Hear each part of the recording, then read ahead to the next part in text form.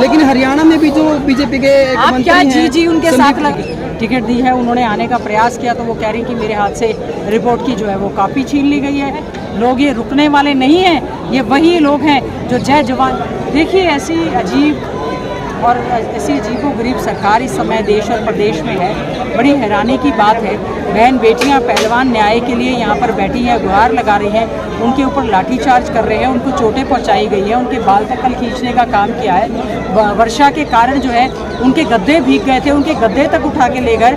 यहाँ पर उनके लिए बेड की व्यवस्था की गई तो वो खींच कर ले जाने का काम किया, कईयों को चोटें लगी हैं। बहुत ही देश की अभद्र टाइप की तस्वीर जो है, दुर्भाग्यपूर्ण स्थिति की तस्वीर सारे मीडिया के माध्यम से जो कल मिली है, कड़े शब्दों में हम इसकी निंदा करते हैं। ये वही हमारे देश के प्रतिष्ठित अंतर्राष्ट्रीय स्तर के खिलाड़ी हैं जिन्होंने देश के तिरंगे झंडे को, परचम को लहराने का काम किया है। और देश के प्रधानमंत्री, पूरी सरकार और सभी लोग इनके मान सम्मान में उस समय तो खड़े हो जाते हैं। आज जब ये न्याय की गुहार लगा रहे हैं तो देश के प्रधानमंत्री जो बार बार अपने मन की बात करते हैं, इनकी मन की बात नहीं सुन रहे हैं। ये बहुत ही एक चिंता का विषय है। लोकतंत्र की पूरी तरह से हत्या हो रही है, मौलिक अधिकारों से जो इनको वंचित किया जा रहा है। बिजली काट दी, पानी की सप्लाई काट दी, इनको पीने का पानी, खाने की व्यवस्था नहीं है, सोने तक की व्यवस्था नहीं है। लेकिन इनके हौसले बुलंद है और इनके हौसले को बुलंद करने के लिए सभी राजनीतिक, सामाजिक संगठन, मीडिया के बंधु, खाप पंचायतें सभी आ रही हैं और उनका समर्थन दे रही हैं। हमें देश में न्यायपालिका पर विश्वास है।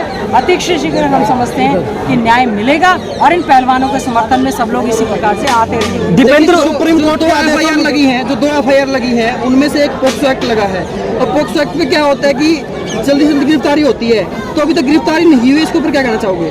देखिए, सर्वोच्च न्यायालय के आदेश पर जो बच्चियों ने कंप्लेंट की थी, एफआईआर दर्ज करने का काम किया, एफआईआर दर्ज कर दिया, उसके बाद क्या हुआ? कार्रवाई तो नहीं हुई। तो सुओ मोटो सरकार को भी, सर्वोच्च न्यायालय को इस पर पूरा संज्ञान लेना चाहिए और उनको तुरंत प्रभाव से, आपने कहा पॉस्को एक्ट लगा हुआ है, तुरंत प्रभाव से गिरफ्तारी की बात होनी चाहिए। आप गिरफ्तारी की बात छोड़े, उनको प्रोटेक्ट करने का काम कर रहे हैं। आज कहाँ गए देश के प्रधानमंत्री, आज कहाँ गए होम मिनिस्टर, कहाँ है हरियाणा प्रदेश के मुख्यमंत्री, जो खेल मंत्री हैं? वो स्वयं ऐसे व्यक्ति, ऐसे लोग जो कि यौन उत्पीड़न करते हैं हमारे खिलाड़ियों को, आम लड़कियों का, उनके बचाव में निकल आ रहे। शर्म आती है ऐसी सरकार इस समय सत्ता पर जो है नसीब है। दीपेंद्र, ये तो जो केंद्र का मामला है, क्योंकि केंद्र में जो बैठे हैं सांसद जी हैं ब्रिजभूषण जी, लेकिन हरियाणा में भी जो बीजेपी के आप क्या जी उनके साथ लगा रहे हैं?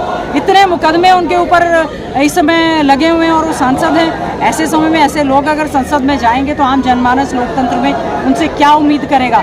जब हमारी छोटी बच्चियां, पहलवान, बड़े पहलवान सब समर्थन में आ रहे हैं, उसके खिलाफ एक मांग कर रहे हैं कि एफआईआर दर्ज है, उस पर कार्रवाई हो, सुनवाई नहीं कर रही है सरकार। मैं समझती हूँ ऐसे समय में संवैधानिक संस्थाओं का जो दुरुपयोग हो रहा है, सरकार को तुरंत प्रभाव से कार्रवाई करनी चाहिए, नहीं तो आम जनमानस सब सड़कों पर। दीपेंद्र हुड्डा पर राजनीति करने का आरोप लगा है।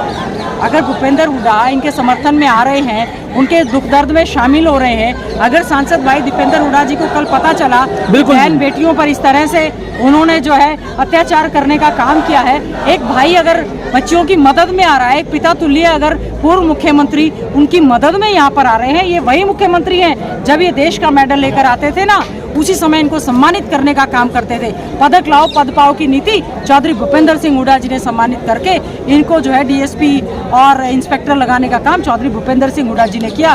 उनके मन में दुख है, उनके मन में टीस है, इसीलिए वो इनके बीच में बहन बेटियों के समर्थन में विशेष